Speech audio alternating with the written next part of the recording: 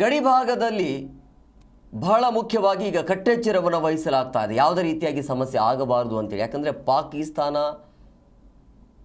ಅವರ ಬುದ್ಧಿ ಯಾವ ರೀತಿಯಾಗಿದೆ, ಅವರು ಹೇಗಿದ್ದಾರೆ, ಅವರ ನರಬುದ್ಧಿ ಹೇಗಿದೆ ಅನ್ನೋದು ಎಲ್ರಿಗೂ ಕೂಡ ಗೊತ್ತಿರುವಂಥ ವಿಚಾರ. ಸೊ ಹಂಗಾಗಿ ಯಾವುದೇ ಕ್ಷಣದಲ್ಲೂ ಕೂಡ ಏನು ಬೇಕಾದರೂ ಆಗಬಹುದಂಗಾಗಿ ಅಲ್ಲಿ ಕಟ್ಟೆಚ್ಚರವನ್ನು ವಹಿಸಲಾಗಿದೆ. ಇದರ ಜೊತೆಗೆ ಇವತ್ತು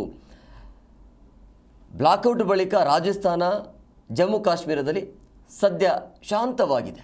ಕಾಶ್ಮೀರದ ಅಕ್ನೂರ್ನಲ್ಲೂ ಕೂಡ ಎಂದಿನಂತೆ ಜನಜೀವನ ಇದೆ.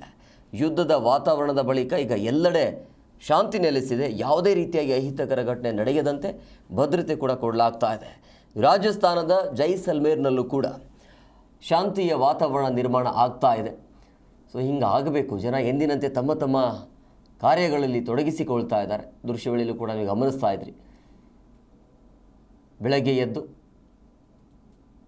ತಮ್ಮ ನೋಡಿ ಕಾಫಿ ಟೀ ಆಗಿರ್ಬೋದು, ಎಂದಿನಂತೆ ನಿತ್ಯ ಕಾರ್ಯಗಳ ಕಡೆ ಈಗ ಗಮನ ಕೊಡ್ತಾ ಇದ್ದಾರೆ. ಸೊ ಇದು ಇವತ್ತಿನಿಂದ ಆಗಿರೋದು.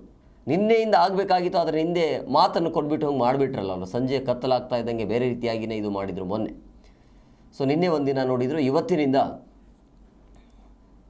ಸಹಜ ಸ್ಥಿತಿಯತ್ತ ಇದೆ ಈಗ.